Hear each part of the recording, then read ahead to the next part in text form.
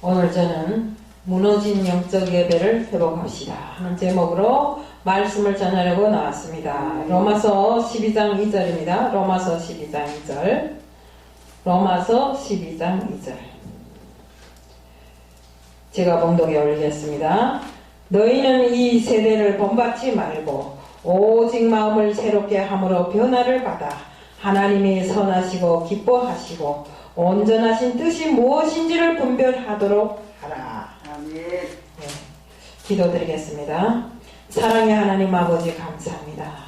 오늘도 저는 무너진 영적 예배를 회복합시다 하는 제목을 들고 나왔습니다. 아멘. 코로나가 정말 세상에 만연하고 정말 대면 예배를 드리지 못하는 지금 이 환경에서 예배가 무너졌습니다. 하나님 아버지, 이 무너진 예배를 하루빨리 정말 수습하고 많은 사람들이 예배를 통해서 새로운 영으로 거듭날 수 있게끔 하게 하여 주시옵소서.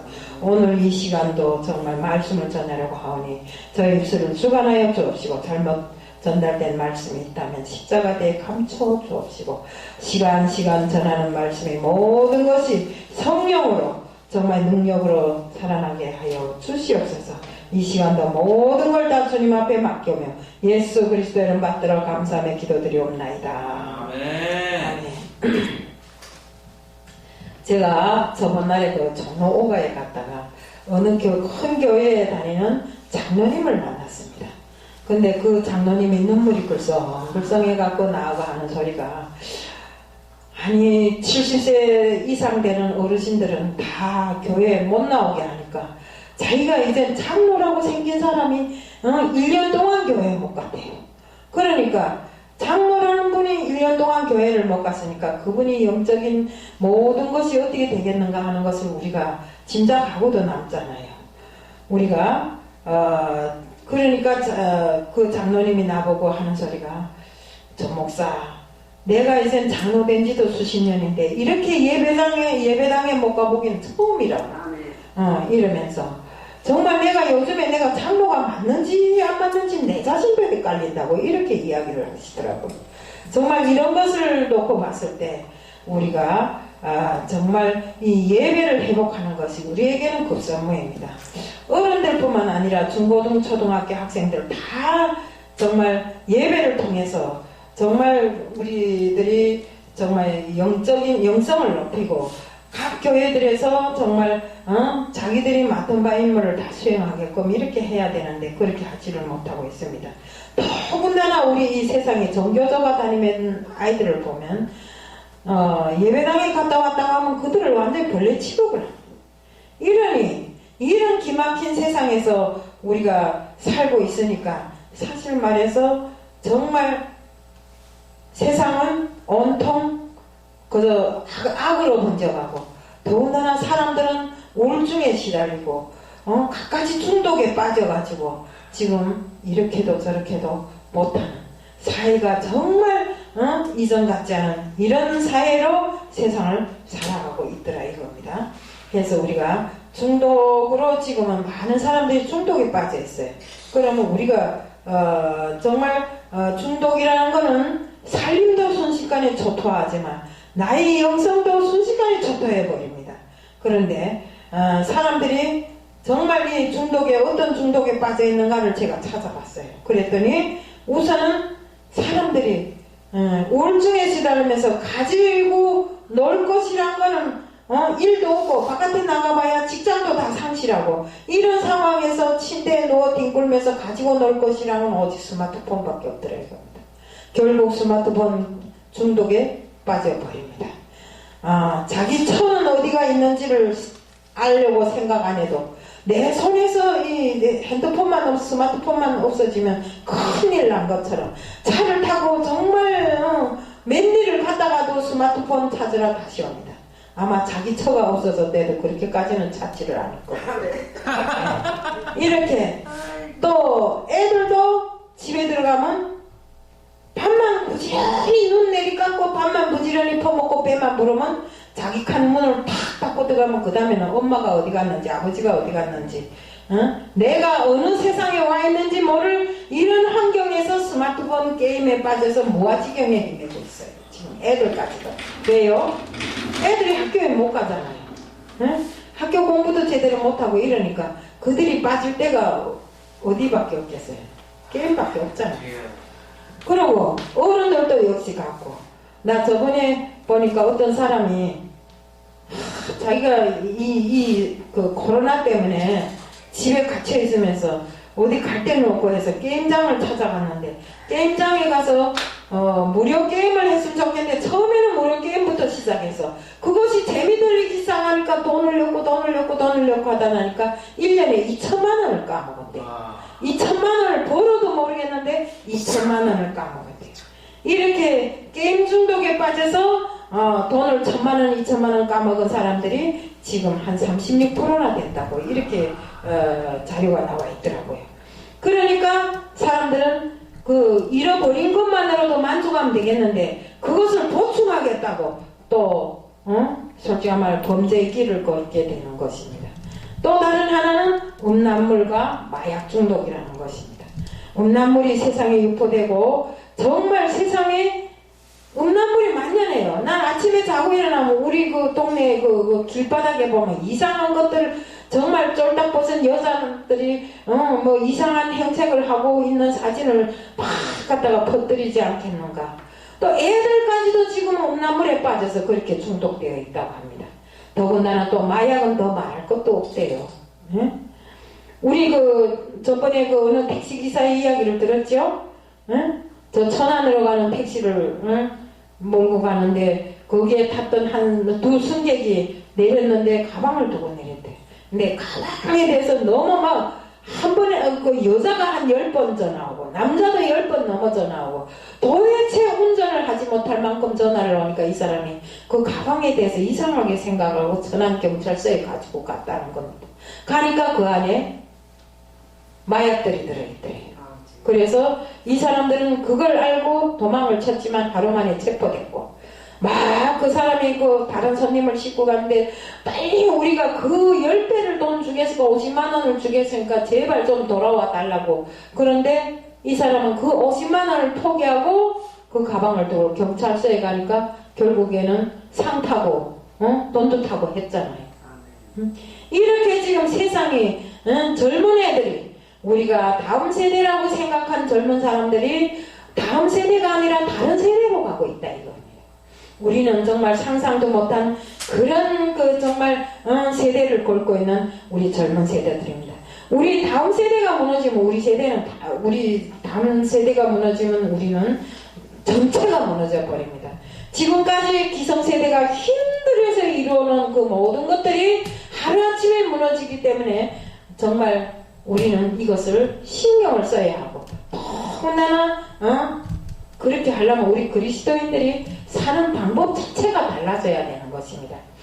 우리가 물오리가 물에서는 살지만 깃털이 젖지 않는 건 무엇 때문입니까? 그 기름샘에서 나오는 기름을 자꾸 이렇게 바르기 때문에 그렇지 않아요? 우리도 역시 세상이 아무리 오물 같고 악하다 할지라도 우리가 성령의 인도함을 받고 생명의 그 양식을 먹고 정말 주님을 따르는 그 마음을 변심없이 그냥 가지고 간다면 우리는 이 시대를 얼마든지 이기며 살 수 있습니다. 진정한 그리스도인은 이 험한 세상의 흙탕물에 빠져서 떠내려갈 것이 아니라 그 흙탕물을 용료해서 정말 세상을 변화시키고 그를 주도해서 정말 우리의 삶을 새롭게 해나가야 되는 것입니다. 우리 정말 주님도 이 땅에 오셔서 정말 이 세파에 그때 주님이 오셨던 그 시절이 어떻습니까? 주님을 인정도 하지 않던 시절이지 않습니까? 그래도 주님은 이 세파에 찌들지 않고 어둠을 몰아냈습니다.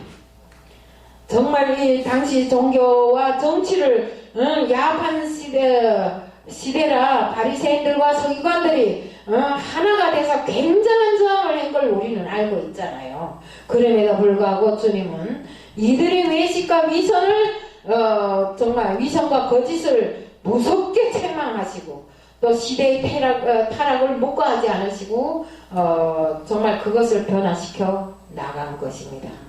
이것이 바로 신앙의 영성이라고 우리는 당당히 말할 수 있습니다.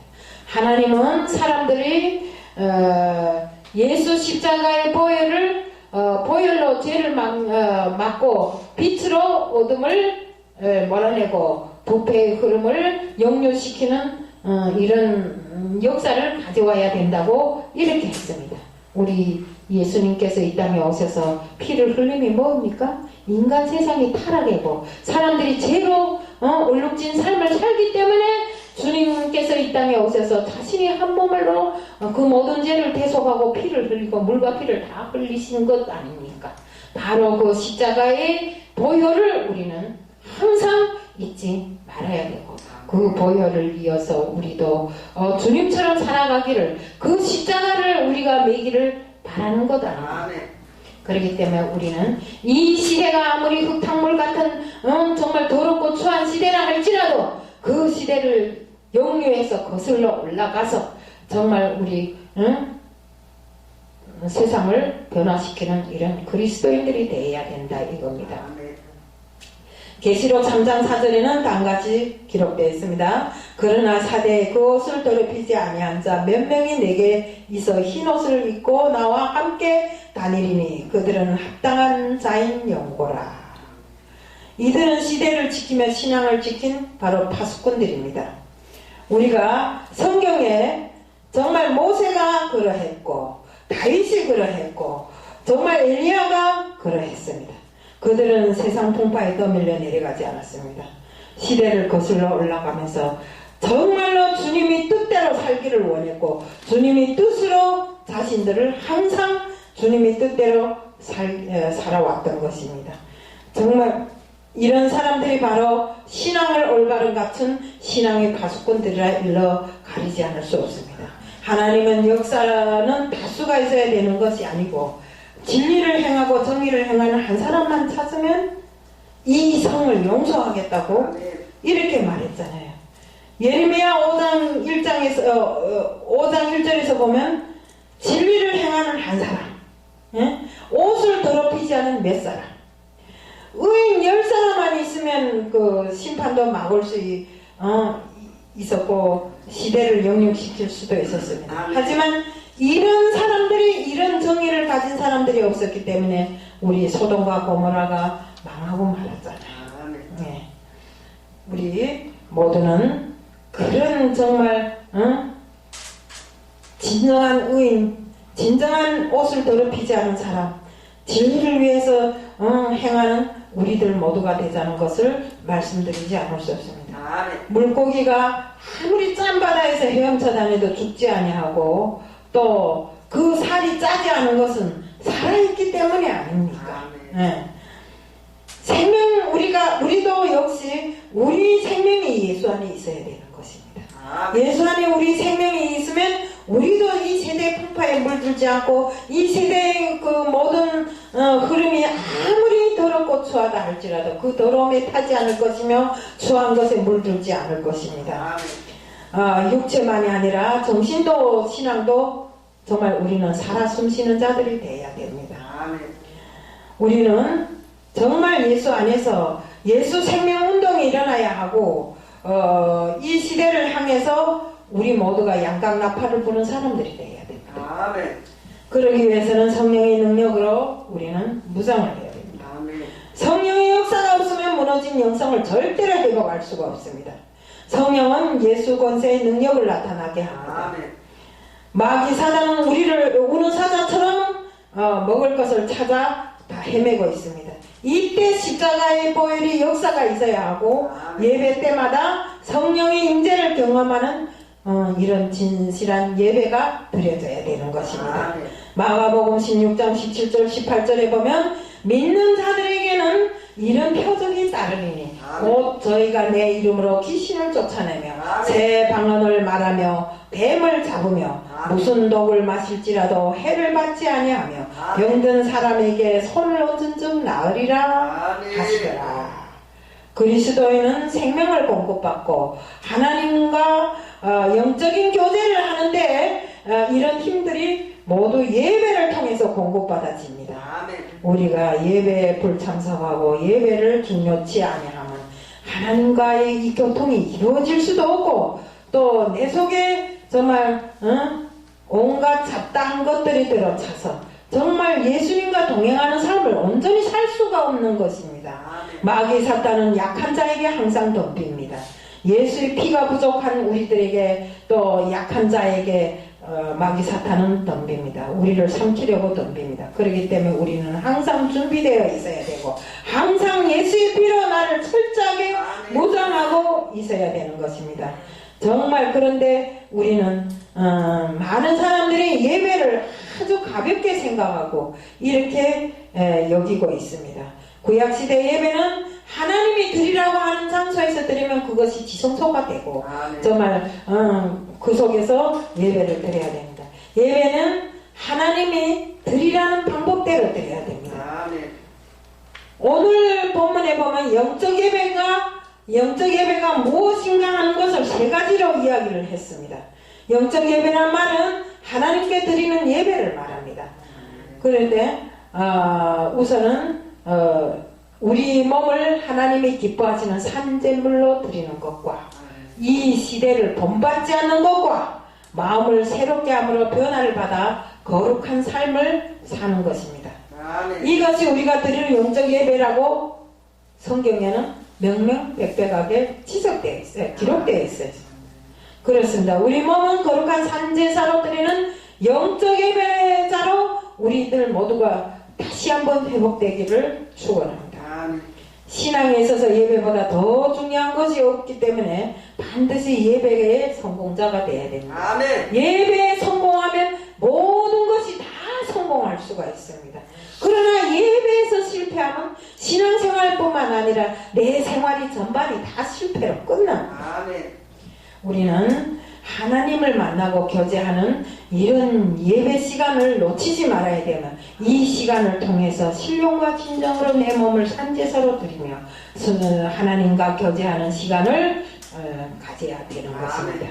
우리가 정말 신앙의 본질은 예배를 회복하는 일이기에 성령의 임재를 경험하는 진짜 예배를 드려야 되는 것입니다. 우리가 예배를 100번, 1000번, 10,000번을 드려도 성령의 임재를 경험하지 않으면 그것은 예배라고 할 수 없는 것입니다. 내가 누구 맞다나 누가 복음이 지나쳐서 내가 복음이 된다는 것처럼 내가 내 마음으로 드리는 예배지 하나님과 교통하는 진실한 예배가 아니라는 것입니다. 지금 코로나라 거룩한 정말 예배의 습관이 깨지고 신앙이 다 병들어 버렸어요. 그래서 신앙인들을 이렇게 조사해 본 결과에 의하면 온라인 예배가 좋다고 하는 사람들이 83%나 된다고 합니다. 왜? 집에서 마음껏 거기서 자기 마음대로 놀다가도 거기서 텔레비나 한번 틀어서 보면 되니까. 기독교 사람들 중에서도 이런다고 합니다. 비대변 예배는 이웃을 사랑하는 예배고, 대면 예배는 목사들이 돈에 욕심을 부려가지고 헌금이나 거두려고 하고 자기 이기심을 채우기 위해서 드리는 것이 대면 예배라고 이렇게 기독교인들 속에서도 이런 말을 한다고 합니다. 자기도 기독교인이라고 하면서 막말을 해던지고 목사들을 욕하면서 사실은 정말 우리 목사들이 여기 앉은 분들이 다 정말 사역자들이고 하지만 우리가 정말 돈을 위해서 목회를 합니까? 그런 것이 아니잖아요. 목회 때문이라면 돈을 위해서 목회한다면 난 나부터가 이것을 걷어치우겠어요. 하지만 이런 고생 누구 하겠습니까? 돈 한 푼 생기지 않는데 맨날 질척거리고 돌아다니면 무거운 거 지고 돌아다니면 우리가 하는 이 고생은 정말 우리 고생을 통해서 하나님의 복음을 세상에 전파하려고 하는 일이 아니겠습니까? 그렇기 때문에 우리는 정말 영혼 구원을 우리 사명으로 여기고 세상을 살면서 하루 이틀 살 것이 아니라 하나님께 가는 그날까지 정말 영원한 사명의 길을 가려고 이렇게 생각하고 이 길을 걸고 있는 것입니다. 예배를 드리는 것을 부끄러워하는 사람은 예수님의 십자가도 역시 부끄러워하는 것입니다. 때문에 우리는 온라인 예배는 어쩔 수 없이 우리 국가의 요구로 드리는 것이긴 하지만 대면 예배보다 집중이 안 되고 정말 성령의 감동이 없어요. 예? 하나님이 우리에게 요구하는 것은 세상에 떠밀려 내려가지 않고 역류해서 정말 세상을 이 더러운 세상에 물들지 말고 정말 새롭게 거듭나고 깨끗한 옷 입은 자로 되라고 말씀하시는 것입니다. 마태복음 10장 8절에도 보면 예수님께서 제자들을 전도 보내실 때 나병 환자들에게도 가라고 이렇게 마태복음 10장 8절에 기록되어 있습니다. 그 뜻에 순종해서 우리 손양원 목사는 나병 환자들을 위해서 소록도에 가서 정말 나병 환자들하고 같이 있으면서 정말 우리 손양원 목사 하면 나병 환자들을 위한 정말 사랑의 원자폭탄이나 같은 사람입니다. 우리는 나병 환자면 말도 듣기 싫어하는데 그분은 나병 환자들을 직접 찾아 들어가서 나병 환자들이 고름을 입으로 빨아내고 정말 그들을 사랑으로 어루만져서 이렇게 낫게 하는 정말 이런 목사였습니다. 정말 우리가 정부의 명령에 의해서 맹신적으로 순종하는 이 비대면 예배를 결정하는 것은 분명히 우리 정말 이 믿는 하나님 앞에 기독교 역사의 하나의 역사로 남아있어야 될 일인 줄 알고 있습니다. 영적 예배자의 삶은 몸을 찬 제물로 드리는 것이라고 이렇게 했습니다. 우리 예배의 대상은 오직 하나님 한 분이시기 때문에 예배는 하나님께 영광을 돌리는 것입니다. 하나님이 예배하는 자들을 찾는데 신앙에 있어서 예배보다 더 중요한 것이 무엇이란 말입니까? 하나님 예배하는 자를 찾잖아요. 예배를 통해서 우리하고 교통하겠다고 하잖아요. 그런데 예배보다 더 중요한 것이 있는 사람들이 많더라고요. 예배의 성공은 신앙의 성공입니다. 하나님은 예배를 통해서 인간들과 만나고 교제를 하십니다. 그렇기 때문에 우리는 하나님과 만남을 위해서 정말 우리가 진행하는 이 예배를 신령과 진정으로 드려야 된다는 것입니다. 계시록 11장 19절에 보면 예배를 통해 하나님이 성전이 열리니 성전 안에 있는 언약궤가 보였다. 또 계시록 11장 1절 2절에 보면 성전 안에 경배를 하는 자들만 측량하라고 했다. 이는 바로 예배자들만 하나님께서 소유로 삶으라는 이런 말씀입니다. 성전 안에 있는 예배하는 자들만 측량하라고 했다는 것은 예배를 드리는 자들만 인정하겠다는 것 아닙니까? 아멘. 성경에는 세 종류의 예배가 있습니다. 우리는 그 구약 시대는 제사를 하지만 우리 신약 시대에 와서는 예배라고 했잖아요. 우리가 그 세 가지 예배가 있다고 했는데 드리고도 화를 받는 가인과 같은 가인이 드린 제사와 같은 이런 그 제사가 예배가 있습니다. 왜요? 가인은 하나님이 원하시는 대로 드리지 않고 자기 방법대로 드렸기 때문에 하나님이 받으시지 않으셨잖아요. 또 지금 우리 모습이 코로나를 이유로 우리 멋대로 가인과 같은 예배를 드리지 않나 이렇게 생각해 보지 않을 수 없습니다. 또 하나님이 거부하신 형식적인 제사가 있습니다. 보이려고 하는 형식적인 예배는 내 마당만 밟을 뿐이라고 했습니다. 우리 그래서 교회 마당만 밟고 간다고 이렇게 말하잖아요. 또 헛된 재물을 가져오지 말라고 했어요. 분향도 성일에 모이는 것도 나를 가증하게 여기는 거하고 똑같다고 이렇게 했어요. 그리고 때문에 하나님을 중심으로 해서 예배를 드리지 않는 때는 하나님께서 그 예배를 거부하신다고 하셨어요. 또한 예배는 시간이 남아돌아서 드리는 것이 아니고 헌금은 물질의 여유가 있어서 드리는 것도 아니며 기도 역시도 할 일 없어서 무릎 꿇고 하는 것이 아니라고 했습니다. 아멘. 찬양도 역시 부를 노래가 없어서 찬양을 부르는 것이 아니라고 아멘. 했습니다. 우리가 가장 바쁜 시간을 쪼개서 가장 소중한 것을 먼저 구별해서 길이 아닌 정말 바른 길을 가려고 정말 우리가 하나님 앞에 꿇어엎드려 기도도 하고 정말 그리스도는 쉬운 길이 아닌 바른 길을 가야 하고 아멘. 또 넓은 길이 아닌 주님이 택하신 가시밭길 작은 길로 가야 하는 것입니다. 아멘. 바울과 같이 십자가밖에 자랑할 것이 없다고 하는 이런 순교의 길이 바로 우리 십자가의 길인 것입니다. 초대교회 성도들은 매를 맞고 고난의 길을 가면서 십자가와 부활의 증인이라고 당당하게 사람들 앞에 고백을 했어요. 근데 우리는 어떻습니까? 만약 그렇게 압박을 하고 억제를 하면 나는 안 믿는데, 저 역시도 그런 사람이었어요.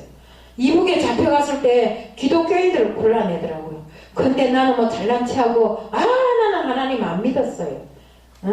하나님 뭐인지도 모르고 기독교 뭐인지도 몰라요. 안 믿었어요. 그러니까 이쪽으로 가라 그래요. 이쪽에 가서도 죽기 살기로 매를 맞으면서도 무엇 때문에 하나님을 모른다고 했는데, 하기는 하나님을 몰라서 잡혀간 건 사실입니다. 그래서 CTS 방송에 나와서 그 소리를 했더니 우리 가족들까지도 다 쫓겨나가고 추방당하는 이런 사건들이 벌어지더라고요. 정말로 하나님을 부정하는 저희 목사회와 같이 정말 우리가 십자가의 그 보혈, 십자가를 가장 영광스럽게 생각하는 이런 그리스찬이 되어야 된다는 것입니다. 정말 우리가 정말 하나님이 우리를 찾으실 때는 하나님 앞에 영으로 진정으로 예배드리는 자를 찾기 위해서 우리를 찾는 것입니다. 하나님은 영이시니 진리로, 영과 진리로 드리는 이런 예배자를 찾고 있습니다. 성전에서 예배를 못 드린 지 1년이 되니까 내가 장로인지 일반 성도인지 잘 모르겠다고 눈물이 글썽해서 저 앞에 고백하던 그 장로님의 모습이 목이 메이도록 정말 저한테도 이어지더라고요. 우리도 그렇잖아요. 지금 이 코로나 때문에 많은 사람들이 모이지도 못하고 정말 이 예배가 신령과 진정으로 우리는 드린다고 하지만 정말로 하나님이 바라시고 원하시는 대로 드리지 못할 때가 너무나 많습니다. 예배가 무너졌으면 신앙이 무너진 것이요, 신앙이 무너지면 정말 분별력마저도 없어집니다. 우리가 신앙이 무너지면 분별력이 없어질 뿐만 아니라 가속화, 빠르게 우리가 세속화되어 갑니다. 왜? 세상에 물들어가는 거니까. 그러면 영적 예배를 어떻게 드릴 수 있을까요? 너희 몸을 거룩한 산제물로 드리라. 이것이 영적 예배니라고 하지 않았습니까? 거룩한 산제물이라는 게 뭐입니까? 살아가는 삶 자체가 예배라는 말씀입니다. 주일날만 거룩하게 와서 거룩을 외우다가 교회 문전만 빠져나가면 악인이 되어서 정말 이렇게 세상을 살아가는 이런 사람이 될 것이 아니라 정말 주일날뿐만 아니라 일상 삶 자체가 하나님께 거룩한 산제물이 되어서 드려지는 우리들 모두가 되어야 된다 이겁니다. 직장이나 사회로 나가면 무늬만 그리스찬입니다. 또 정치인들 역시도 나가서 막 자기 표를 얻기 위해서 교회 같은 데 나가서 자기도 그리스찬이라고 안수 집사라고 뭔 장로라고 하지만 현실적으로 그분들이 하는 짓을 보면 하나님이 뜻에 맞춰 사는가 이겁니다. 무늬만 그리스찬이면 안 된다 이겁니다. 우리는 정말 이런 사람들이 먼저 그들이 입에서 교회 폐쇄가 먼저 나오고 이런 것을 놓고 봤을 때 너무나도 가정스럽지 않을 수 없습니다. 또 동성애 차별금지법도 그런 사람들이 입을 통해서 나오더라 이거. 이런 모습을 보면서 정말 저는 그들이 진정한 그리스도인이 맞는가? 서로 다 하나님 앞에 징계를 받으면 어쩔까? 이런 생각까지도 안 들지 않습니다. 그러니까 우리는 정말로 진정한 예배, 삶의 전부를 하나님께 드리는 산제물이 되어서 하나님 앞에 설 수 있는 우리들 모두가 되어야 되는 것입니다. 요한계시록 8장 요한복음 8장 31절에 보면 진리를 알지니 진리가 너희를 자유케 하리라고 이렇게 말씀하셨습니다. 진리이신 예수 그리스도가 마음을 지배할 때 영이 살아납니다. 주님은 이 시대를 악하고 음란한 세대라고 했습니다. 노아의 시대와 같다고 이렇게 했습니다. 노아의 시대는 하나님을 떠난 시대, 죄악의 과명한 판을 치는 이런 세상이었습니다. 때문에 창세기 6장 5절 7절에 보면 그러므로 하나님이 사람을 지었음을 한탄하시던 시대였습니다. 결국 하나님의 홍수로 심판해 버린 시대이고 이 시대를 본받지 말라고 이렇게 말씀하셨습니다.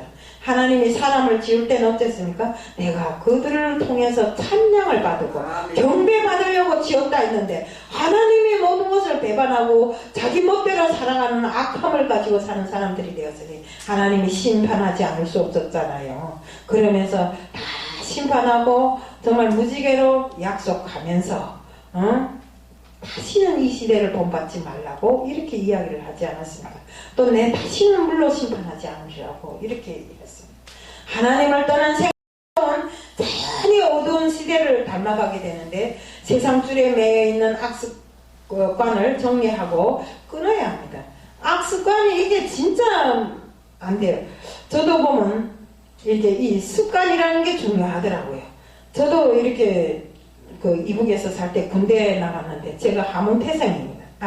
함흥태생이라기보다도 함흥에서 자랐기 때문에 함흥말을 잘해요. 갓나새끼, 장갓나새끼 뭐 이런 소리를 잘하는데 군대에 나갔는데 우리 사령관은 군부대에 오면 제가 그래도 그 부대를 다루는 사람이니까 오면 나를 찾는다는 게 야! 함흥얄개! 이런단 말이에요. 그러면 그 함흥얄개 하면 대답을 하지 말아야 되는데 예! 이러고 대답을 한단 말이에요. 적어봐. 함흥얄개라면 대답하지 말아야 되는데 저보고 대답한다고. 그러면서 정말 군인 생활 8년을 종결할 때까지 평양말을 못 배웠어요.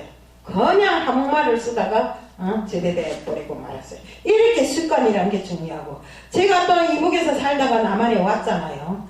이렇게 천천히 이야기할 때는 남한 소리를 조금 해요. 그런데 흥분이 돼갖고 막 무슨 설교를 할 때 보면 어느 사이인가 이북말이 막 툭툭 튀어나와요. 이렇게 습관이란 게 참으로 버리기가 힘들더라고요. 그렇지만 우리가 하나님을 믿는 믿음의 사람들은 그 세상의 악습관을 다 버려야 됩니다. 다 정리하고 하나님이 바라시고 원하시는 그 뜻으로 살아나가야 되는 것입니다. 정말 우리는 잠언서 4장 23절에도 보면 솔로몬도 모든 지킬 만한 것 중에 내 마음을 지키라 생명의 근원이 이에서 남이라고 이렇게 했습니다. 마음에 하나님이 계시고 예수님이 성령 계시면서 성령님이 우리 마음을 역사하실 때 우리는 기적이 일어나는 것입니다. 하나님이 선하신 뜻을 분별하고 하나님이 기뻐하시는 뜻과 온전하신 뜻을 분별하여 목자 되시는 하나님만 따라갈 때 우리가 걸어가는 미지 인생길을 온전하게 인도해 주시는 것입니다. 영적으로 항상 깨어서 준비하고 영적 예배자를 회복될 때 영혼이 살고 가정이 살고 세상이 살고 민족이 살아나게 됩니다. 날마다 우리는 분초를 아껴가면서 하나님 앞에 기도하는 자가 되어야 되고 우리의 모든 삶을 주님 앞에 드리는 산제물로 드리는 신령과 진정으로 드리는 예배로 충만한 이런 삶을 살아나가자는 것을 말씀드리면서 오늘 말씀을 마칩니다. 아멘. 사랑의 하나님 아버지 감사합니다. 오늘도 저희들 진짜 무너진 이 영적 예배를 회복하기 위해서 어떻게 해야 하는가를 말씀으로 배웠습니다. 하나님 아버지 저희들 신령과 진정으로 늘상 예배드리고 하나님과 교통하는 역사가 일어나게 하여 주시옵소서. 저희들이 잘못되고 그럴 땐 모든 것 이 혼탁한 세상에 휘말려 들지 말고 역류해서 주님이 뜻으로 살아가는 저희들 될 수 있게끔 해주실 줄 믿사오며 예수 그리스도의 이름 받들어 감사하며 기도드리옵나이다. 아멘.